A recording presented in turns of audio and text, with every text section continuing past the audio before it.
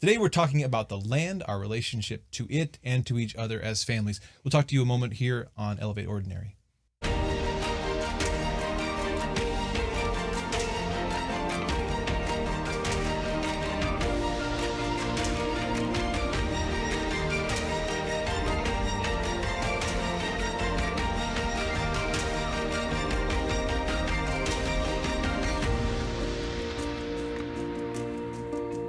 Well, hello and welcome back to Elevate Ordinary. I'm your host, JonMarc Grodi. And I'm Teresa Grodi. And we're back with another conversation about the ordinary pursuit of truth, goodness, and beauty. Thanks again for being here for this conversation. We've got some special guests today that we're excited to introduce to you. I want to remind you, as always, that if you like what we're doing on this show, check out more information at elevateordinary.com, ways to support it. Also, download the app at theawakenapp.io. That's the best place to follow this and other shows. So with no further ado, I want to introduce our special guests today, Beth and Shawn Dougherty. Guys, can you hear us over there? How are you doing today? We can. We're doing very well. Thank you. Awesome. Shawn and Beth Beth to be here.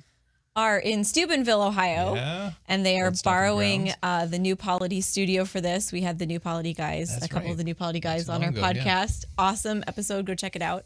I'm so excited to have you guys on. Regenerative farming and stewardship of the earth is really important to me. And we did an episode on it, and I just couldn't do it justice.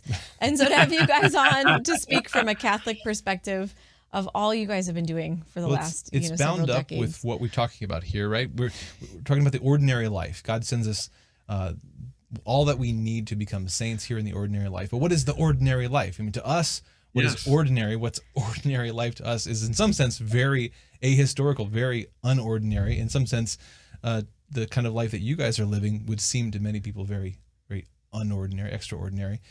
But in some sense, it's the much more normal opportunity. And so we want to talk about families, about land, about the connections there. But first, give us a little bit about yourself. You know, the Doughertys have been good friends of our family for a long time, although I've been mostly away. It's mostly been my brother and my father and my mom who've interacted with you guys more. It's so great to be connected with you again. Tell us a bit about your blog and your farm and the upcoming conference too. We don't want to forget to mention that. Right. I'll let you start. Can't believe he's going to do that to me. I want to go back to what you said about ordinary life, and what we do is extraordinary now, but we got to where we are, and the methods that we use, the kind of farming or homesteading we do, are the reverse of that. We like to think sometimes that we could have a conversation with our great-great-great-grandparents, and although they'd know a lot more than we do, and we're smarter, at least we'd be talking about the same things. We'd have a common vocabulary and a common experience. And not just the great-grandparents, but I mean the saints through the ages. All the way back to Adam and Eve, That's right? So we met and married in the 80s, and always had, not just as a dream, but as an intention, that we would live in the country and raise our own food, raise our children in the country and raise our own food. And we were living in a time when every voice of wisdom or an unwisdom around us said, basically, they would say the same phrase over and over again: you can't farm anymore. And what they actually meant was that our country's economy and political laws were being refashioned, especially since the 1940s, to make small farming obsolete and impossible. But what we really heard was something along the lines of, nature doesn't work that way anymore. You know, like maybe the sun doesn't keep shining and growing grass, and cows won't eat it and make milk. Yeah. But in the face of being told that the only possibility, the only option to you is something ugly, our response has always been to sort of shut our eyes tight and say, I'm not listening, I'm going to try it anyway. And so we moved to the country and made a lot of mistakes, but no, we moved to the country and we tried the methods that were made available to anybody, including farmers since the 1940s, by way of agricultural extension bulletins. How do I raise chickens? You go to the extension office, you go down to like the USDA NRCS SWCD office. Everybody has one in their town. And you pick up the flyer that says, here's how you raise chickens. And all of those flyers gave us sets of instructions that we recognize now, and even at the time sort of recognized, we're simply downscaling the present commercial method. Mm-hmm. And we didn't like it. We realized very quickly that what we were doing was kind of cute and kind of quaint and also cost a whole lot in feed. And the minute you unplugged us from the feed store, we were done. The wheels fell off. Right. And one of the biggest aha moments for us was when your dad, we bought our first cow from your dad. And so all of a sudden we're thinking, wow, we have so much milk. This is unbelievable. Now we can feed our family. We can feed and we started to learn, you can feed the animals on the farm. You can feed everything with this cow. And then the next big aha moment was learning about rotational grazing, so that we had cows on grass all year round. And what was so exciting is you started to pick up the patterns that God has given us, is that you farm well and your farm gets better. It's not that we're using it up. We're not mining it. This is not a zero-sum game. No, this is a system that God gave us. And of course, that if you really find the groove of the system, it just gets better. It is more bountiful. We get more food.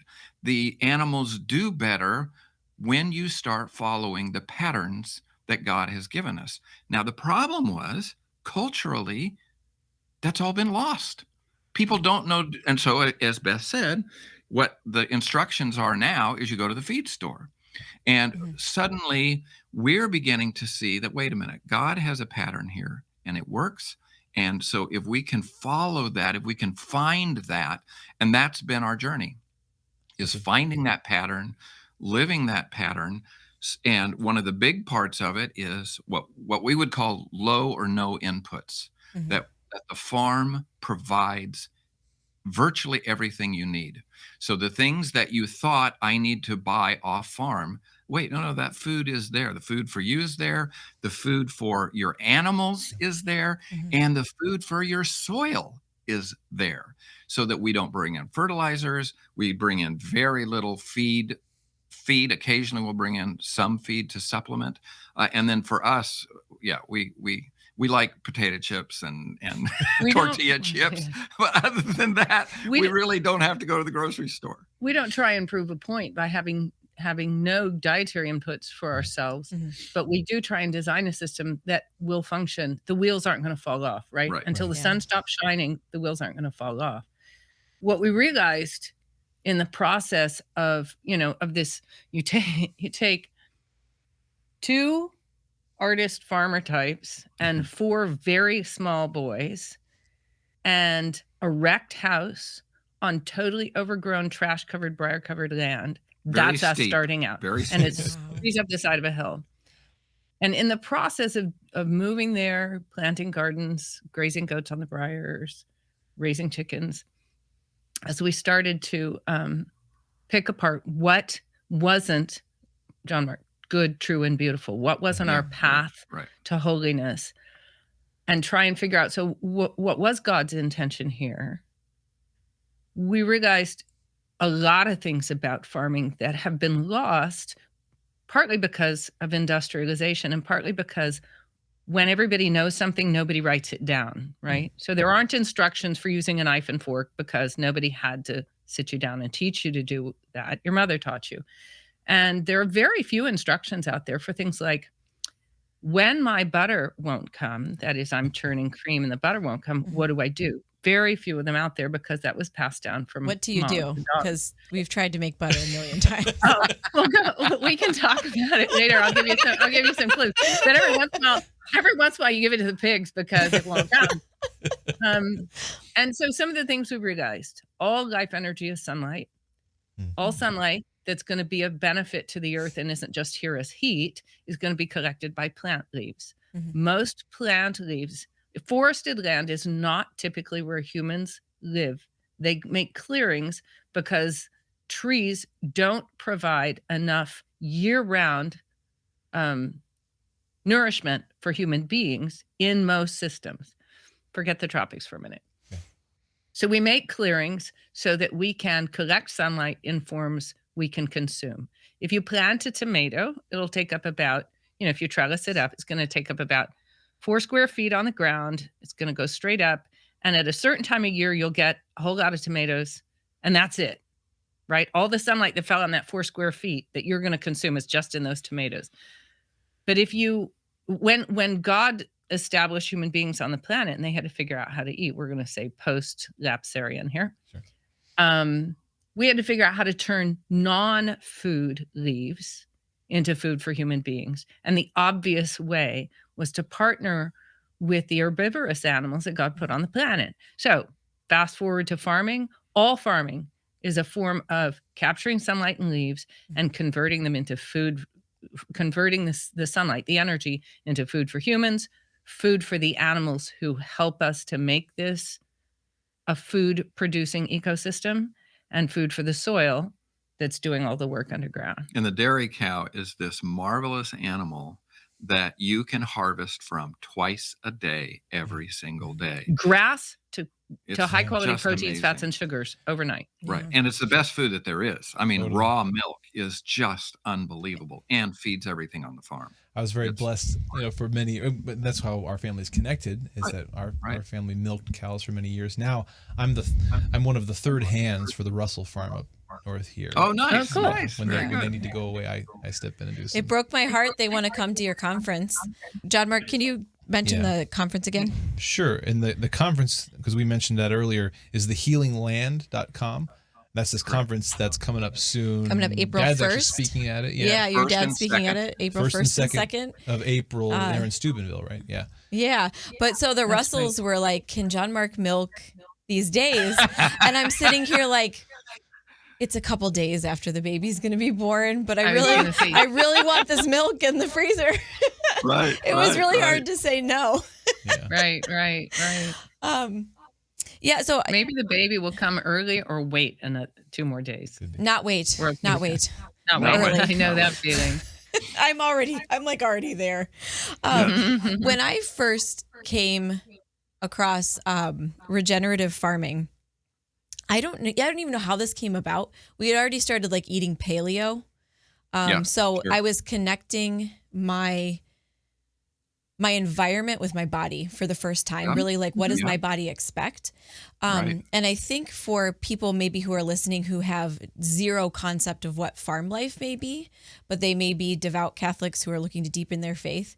When I came across regenerative farming, it was like coming across Theology of the Body. Yeah, I was thinking about that. Where it was like this, I came across Alan Savory's TED Talk. That TED Talk, that is so good. And it just made, I'll link it below. It just made me feel like I was hearing Theology of the Body for the first time, where I felt like this isn't a zero-sum game. That's like right. You're saying, it's a pattern. It's finding the pattern that God has for us. Yeah, like we need to reduce life on the planet in order to let some other life live, or we need to be farming GMO grains so that everybody can at least have grains to survive. This was like a real sustainable, carbon sequestering, regenerative thing that makes no one any money except for the small farmers. And the reason it works is that God made the world beautifully and reasonably, goodness, truth, and beauty, right? So all Alan is doing in that TED Talk is acquainting us with truths that that hadn't flashed upon us before. But when you hear that and see that, it should set off a light in your brain, like, wow, that has the ring of truth. And this is one of the problems that we had. Again, culturally, it had disappeared. So we are saying, how do we rediscover how to milk cows and what to do with the milk and how to regenerative. So we decided, okay, we started doing the research. A lot of it was practice. And then we wrote the book. So you'll see it behind us here. Yeah. Oh, other side. Where is it? I don't know where it is. On the other side. That's fine, Shawn. So we wrote a book called The Independent Farmstead. And at first, when they said that, we kind of like the title, The Grass-Fed Farmstead, because it is grass that's feeding the whole thing. But the Independent Farmstead, not that you're independent of all people or anything like that, but that you want the farm to be able to be low input. Because ecosystems don't, in any on any large scale, except for a few exceptions we won't go into, export and import, right? Nutrients tend to stay within a fairly small footprint of where that photon fell to begin with. And when they do move, it's in huge migratory ways that are reciprocal. When you're farming, you're not going to migrate huge amounts. So you need to figure out, how do I keep energy and nutrients here? And when you figure out how to do it, you find you don't need to import. Right. Yeah. The real is, I think I was reading Joel Salatin when he broke it to me that, you know, everything on this earth comes from photosynthesis, you know, like all energy. And then then I started like looking at my own third of an acre in the suburb that I already had a garden on, because that was really important. But then just thinking along the lines of like everything that I need could be captured here if it was legal. But like we could be doing it here. And what are ways that I can work with that? Another big realization was soil life, like the biome, the life that's in the soil. You know, we live up in the Maumee watershed where we have these horrible algae blooms, and our soil is like, we don't really have soil. We just have like dead dirt.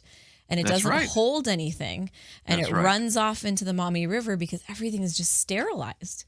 You know, everything's dead because of the fertilizers that are full of salt and the pesticides and herbicides. That's right. Bear. And but that's reversible. It is reversible, and that's one of the things that's really exciting. Is that, I mean, we believe that this system is going to implode. It's going to stop working. And we're watching young farmers begin that process of, how do we take land that is sterile now, that has been sterilized with the Roundup, with the things that they've been doing to it, with the fertilizers, and we're watching them start to turn that around. And a lot of it has to do with cows on the Russells soil. Are a great example.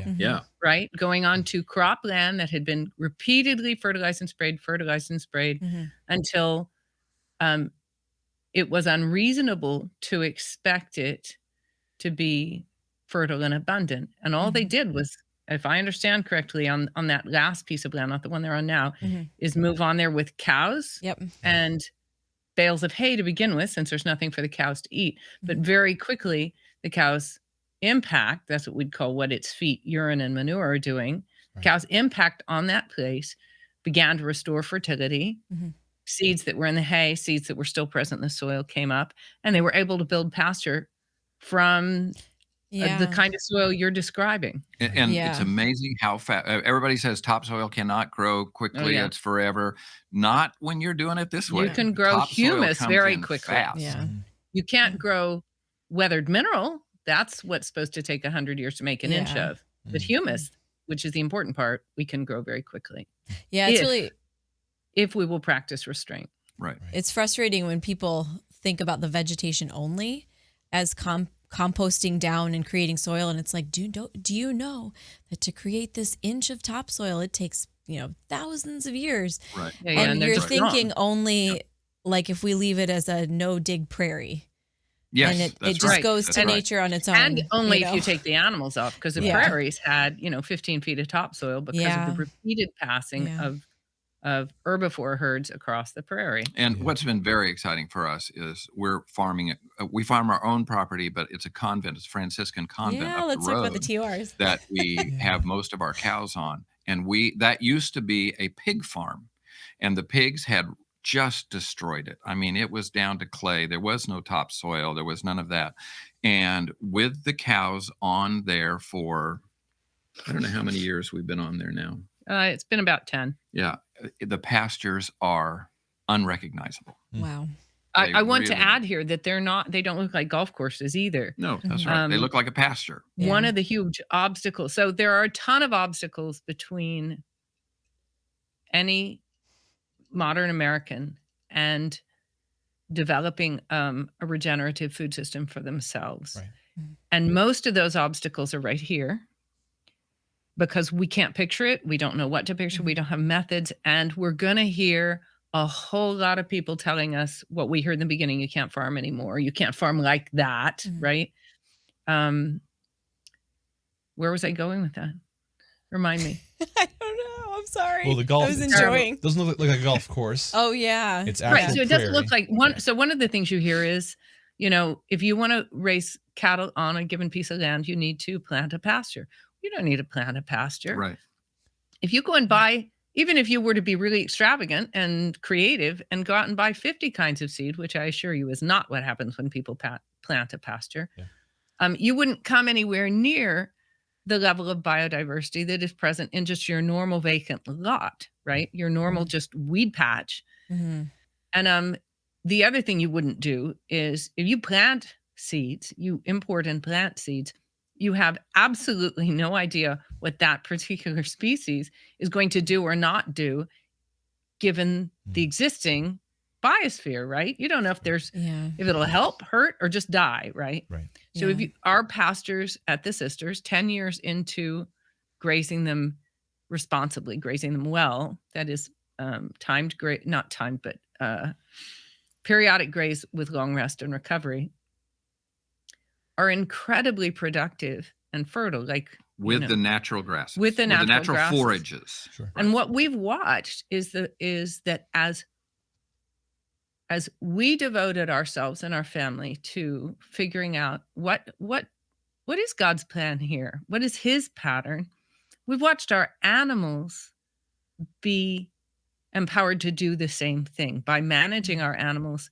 in natural patterns. We've watched individual animals and genetic lines of animals taken from a commercial setting, moved into this pasture situation, grow in health, grow in their ability to, I don't even like the term self-medicate anymore. Our animals aren't medicating, they're eating, but because they have this broad variety of grasses and forbs are all the things that aren't grasses and are short and not woody, and your animals are going to eat them.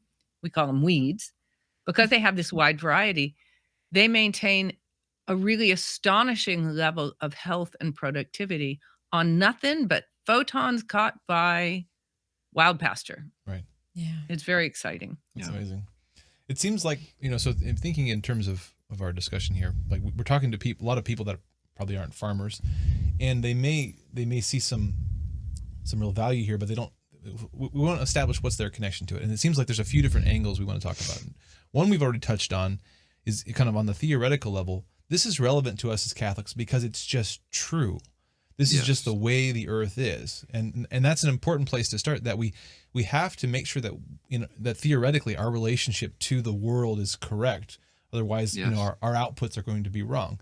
If we think of the world in terms of a zero-sum game, as a mine, to be mined, where it's cutthroat, you have to kind of make it all your own. Right. Versus when we had the new polity guys here talking about how the gift economy, that's the primary, that's the foundation thing, that God gave this first.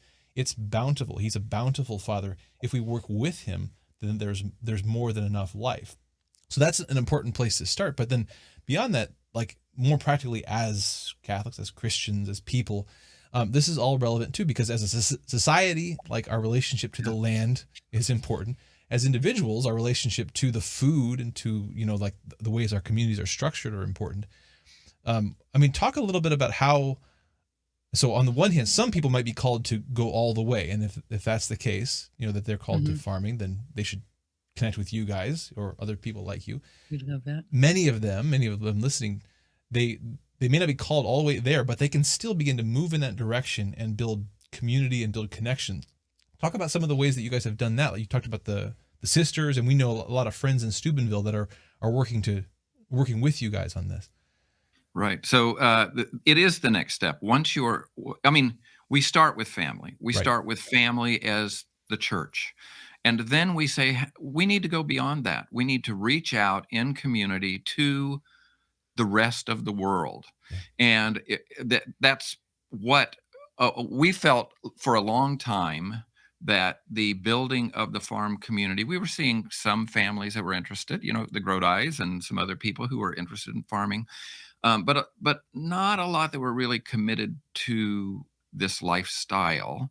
And all of a sudden, maybe it's COVID related, who knows what it is, we're seeing lots of young people who are saying, this food system looks dangerous or looks fragile or looks something, and I need to think about providing this for myself. And so we have watched lots of families come in. We've been having a lot of fun teaching them about the dairy cow and what the dairy cow is able to do. And they're responding. They're getting dairy cows and they're milking. And it's a lot of fun. And what we're also seeing, and this is what this conference is going to try and do, is teach people about those things, but also start to learn the crafts, the skills that go hand in hand with farming. Yeah. So you have sheep, and then you start using the wool, and then you make clothes, or you do. So we see this as a really exciting movement in this direction that was slow going for us for a long time. And now that it's starting to gain momentum, we're really excited. And we think that this conference, we're going to have some blacksmithing. We're going to have we're going to be building some timber frame structures. Timber framing. We're going to build a John Soskovich tractor, which is a kind of mobile chicken pen you may be familiar with. Yeah. I mean, they're really nice, but they're a little tricky to build. So we're going to have a sawmill that's going to be giving us wood for this. Wow. Butter making, cheese making, bread making. I mean, we're going to have a lot of demos going on, because as Shawn says, part of what we're trying to pass on isn't just the theoretical.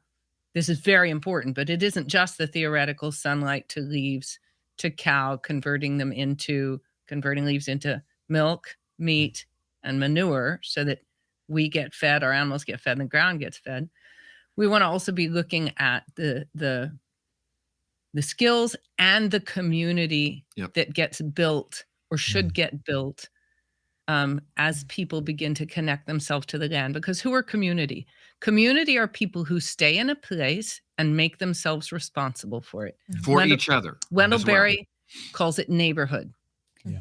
And if you're going to stay in a place and make yourself responsible for that place, you're going to also be responsible for all the other people who are going to stay and be responsible. He says neighborhood are people who are staying and figuring out how they can meet their own needs and one another's needs without going outside of that space. That's community.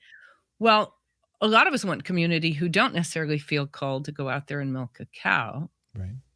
And there are ways that those people are also, I mean, the New Polity's got us in here, and they're not milking cows right now. They're building communities just by filming this, and in 100 other ways. Right.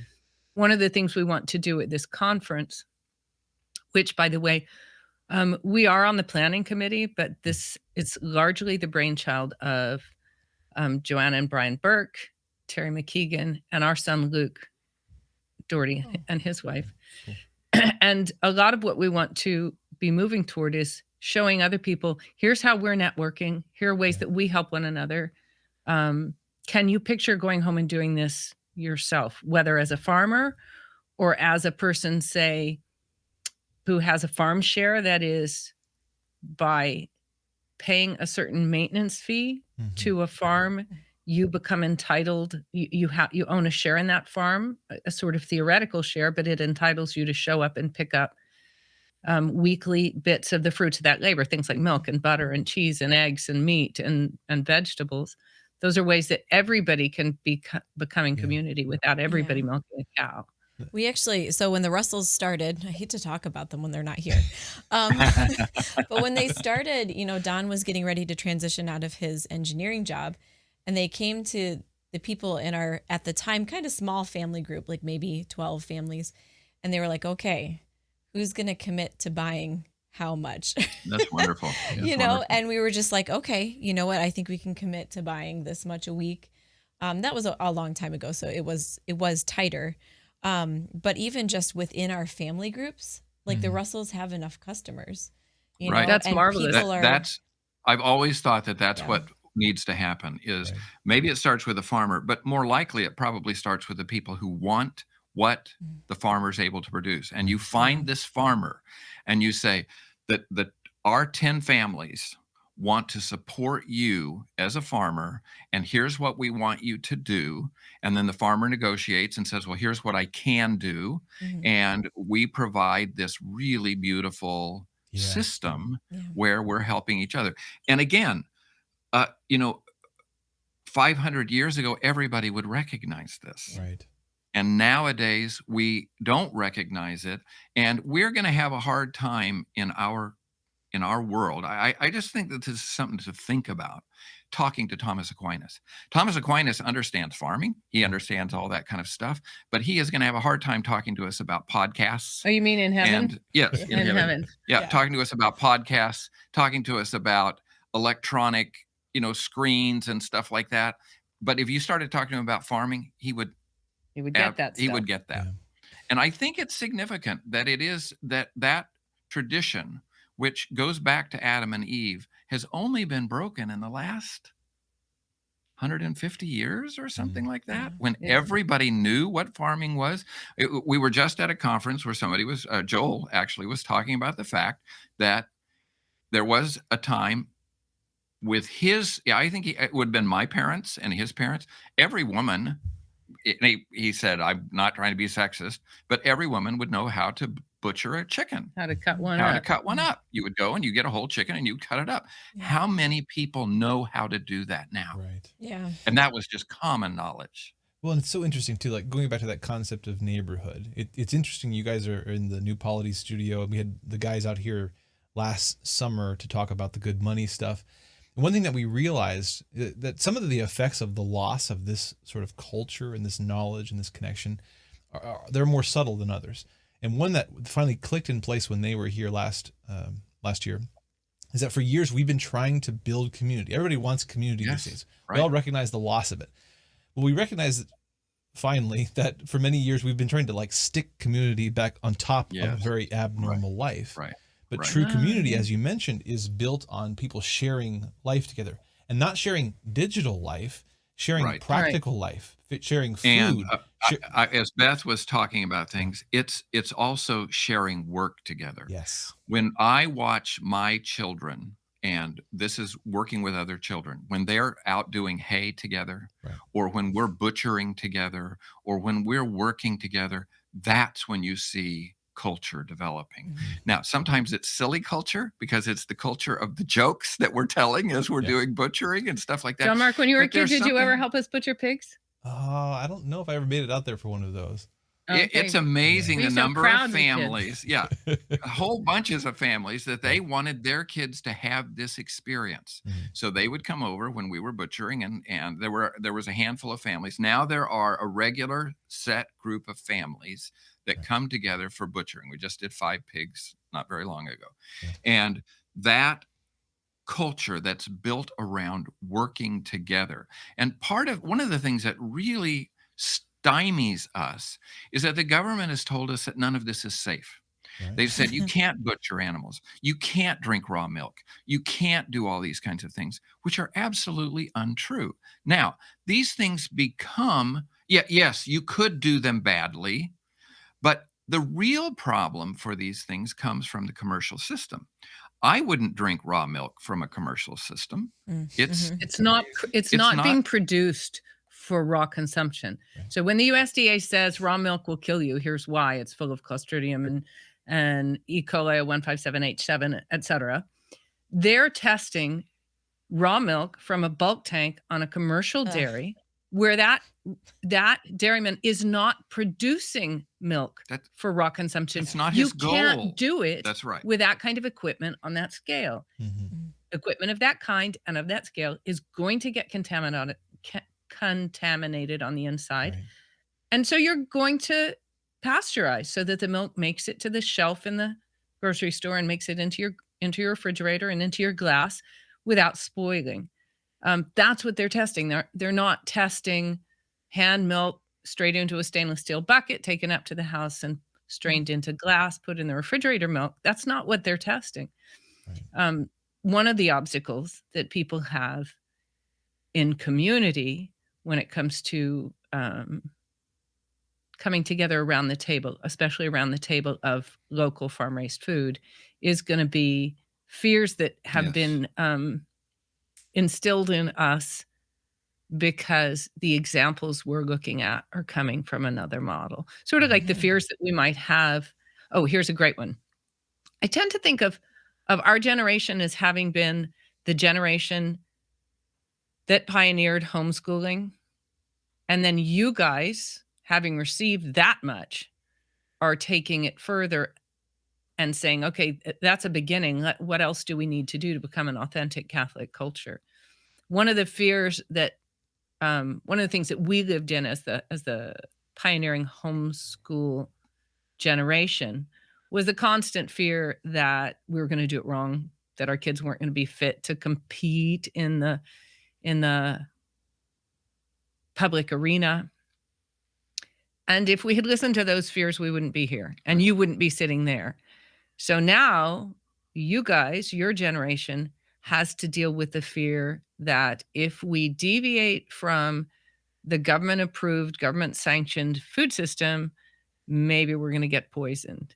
And you should have seen me. You should have seen me when we first started drinking raw milk. This man who grew up like milking his own cow and drinking and whatever.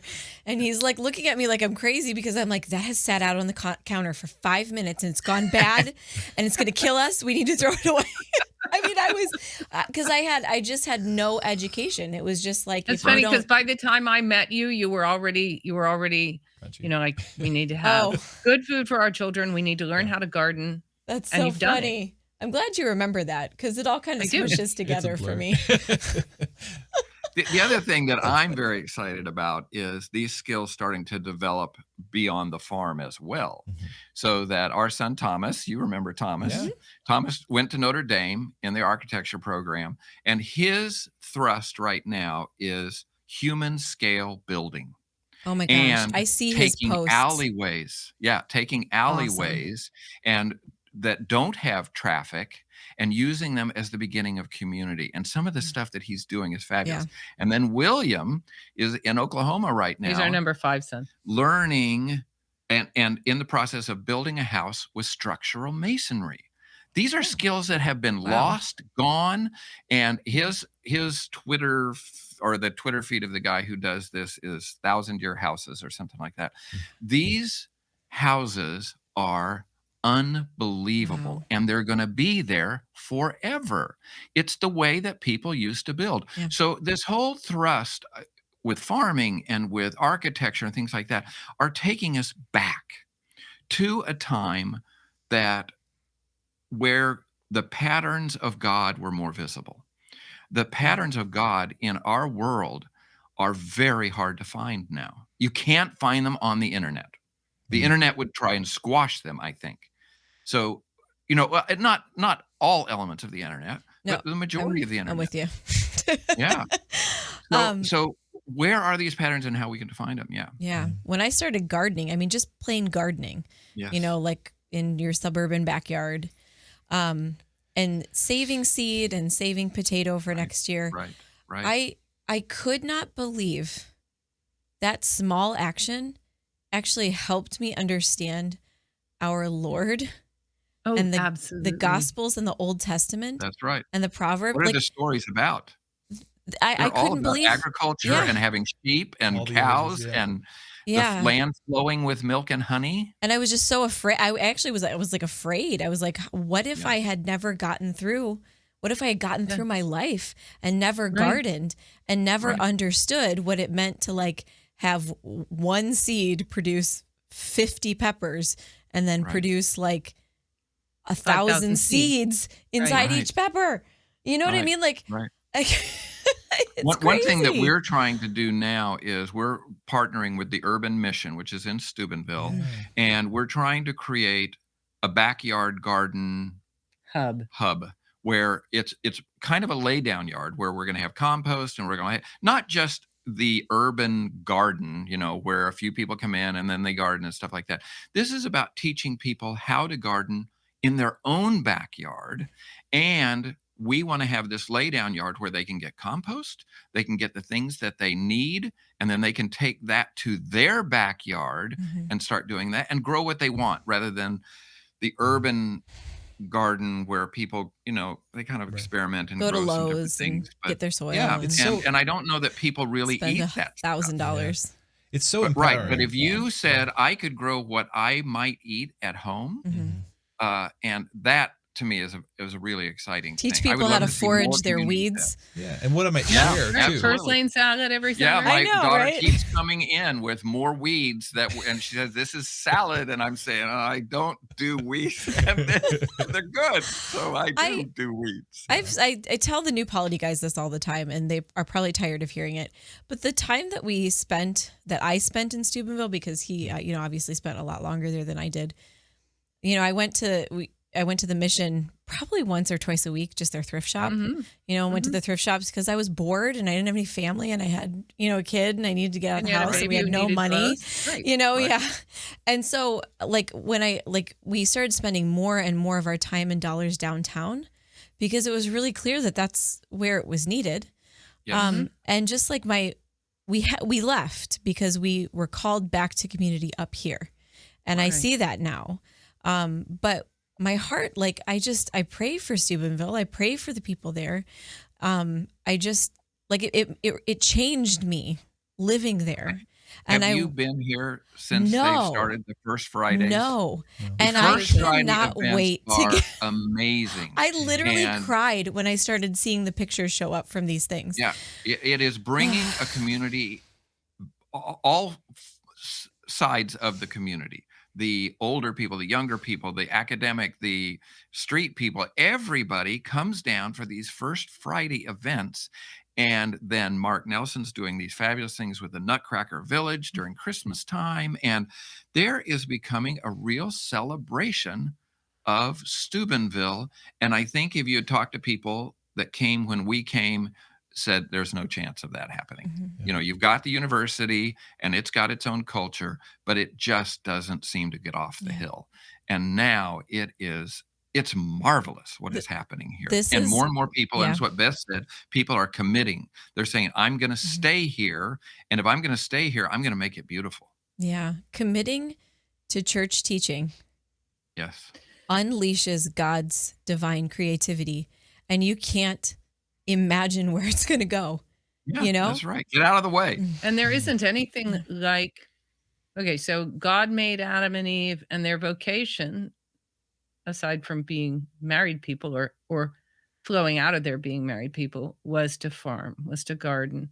And you can't imagine, as you said, the thought of, say, reading the Psalms now and not having the insights that your gardening and your parenting, right, have given you is a little scary because you think, this could have not happened. And then I would be crippled to that extent in my ability to respond to God, crippled by my inability to read his word and understand it. I don't know if you remember Maria Cross, JonMarc. Yeah. But Maria's a farmer now. She's a married lady farmer in Massachusetts. And when she began to find her vocation as a farmer, I remember having a wonderful sit-down conversation with her. That was exactly that experience for her. She'd been visiting, Maria, forgive me for talking about you online. She'd been visiting pseudonym religious houses. Well, she's a farmer and a woman Catholic farmer. I want models for that out there. And she does end up in magazine articles and things, so you can look her up. But she'd been visiting convents as she explored the possibility of a religious vocation. And I don't know if she was visiting one that was farming or if her farming was separate, because she did some farming professionally. She realized, I'm almost losing the ability to hold this conversation with people who don't have some kind of farm or garden background, because that's an obstacle to understanding the depth, the completeness of God's provision for us. Right. And I can remember vaguely the process of my eyes opening. Now I can't think without knowing myself to be part of this beautiful terrestrial creation, cosmos creation that is God's plan for us. We're not little isolated atomic human beings banging around like gas atoms in a bottle, right? Which probably also aren't like that, even though we picture it. They're probably related. Well, we're intimately related to the entire cosmos. Right. And there are mechanistic human-built environment that has been more and more the sole reality for people since halfway into the Industrial Revolution, does not model for us God's creativity, God's fatherhood, God's existence, let alone his fatherhood, his creativity, his care for us. It doesn't model it to us. So the less our experience exposes us to nature, capital N, the way people say nature, meaning all that growing stuff out there, the less our experience exposes us to that instead of cars and walls and artificial light and so forth, the less we're capable of looking into God's eyes and saying, I see you, Lord. And to say the Lamb of God, to know a lamb. Right. That's not just an arbitrary choice to call him the Lamb of God. And it's not a cute euphemism. Right. No, there's something about the lamb and its weakness, but it's beautiful, that gives us insight into who our God is. Right. There are other things that he's not, but he is a Lamb of God. Yeah, the competing worldviews here, I think, is a practical point, that we, by the seemingly ordinary aspects of our daily lives, we are slowly being habituated to one of two worldviews. Either the one where we're proceeding back to nature, and again, as you said, not just nature, the plants, but nature in terms of the natures of things. The way that God created you as a human being, as a man and woman, as a family, as that, you're either proceeding back to an embrace of things as they are in God, or you're proceeding away, trying to technologically escape from things as a nature to remake the world in the image of the current society. Right. And the image of the current society, what we see in the competition is mechanical. The engine, the way that when you want to solve a problem, you just tinker with it a little bit, as opposed to trying to find the pattern as we do in nature. So if our whole metaphorical system becomes mechanic, that its engine, that's how we need to do things, it changes everything. It changes how you do medicine. It changes how you live.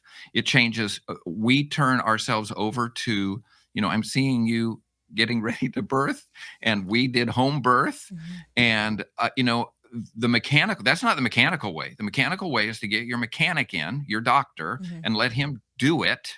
And then this baby comes out, as opposed to it being a natural method, which is, I'm the mother and I'm in control. Yeah, I was just telling my doctor the other day, not my OB, I don't have an OB anymore because we home birth now, but the change that happened, our first home birth was our 5th, and the change that happened in my thought, I thought I knew theology of the body. I thought I had an appreciation of my body. But the information that changed once I had to take control of my pregnancy and my birth, whereas I had just been waiting for people to tell me what to do. So have you done a podcast on that yet? We're going to do it next. I'm going to have my midwife in, who's got 16 kids. That's great. I'm so glad. That's such a everybody stay tuned for that.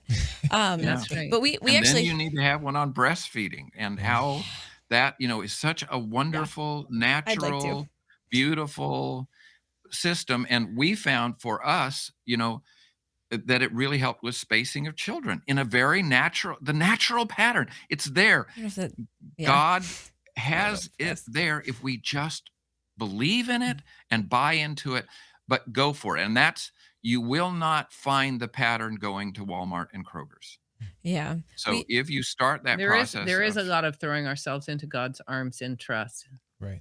In all of life, in farming and parenting and in engendering children, right? If that's the right word. Well, I think that's the key point there, right? Because again, even with the list of things that we just went through that now we can't go into deeply as topics. Right. The issue is not, either using some technology or not. It's not about innovation. Right. It's that, fundamentally one or another thing is at the base of your worldview. Either the world is something received from God that we reverently work with and build upon, and uncover. Yeah. Or it's that, no, it's a blank slate. Everything we have to make for ourselves. That's right. Things don't have natures. Things can be whatever we decide to make them, and we're going to make them however we want, and we can make a better world than it is. And you're going to buy into one of those two ways, and so you're either going to receive from God, or you're always going to be. And this is true in every area of your life, whether it's your health or your money, as we talked about with the new polity guys. You're either buying your marital trust, relationship. Yeah, totally. Yeah, God is either a good and gracious, giving and abundant Father, or you're living in some false reality. And children are either this wonderful gift from God or this thing that is kind of a pain that I have to live with. Parasite. And we have just, for young families who are thinking, oh my gosh, I'm kind of overwhelmed with these kids. And, the payoff as our kids are aging is unbelievable. Yeah.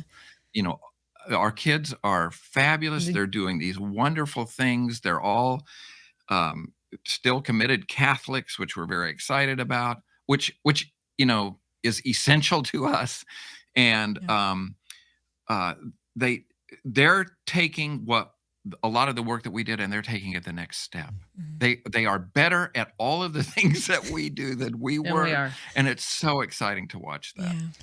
Well, we have to bring this thing in for a landing. Can you, again, tell us more about where people can contact you and they can find out more about the conference?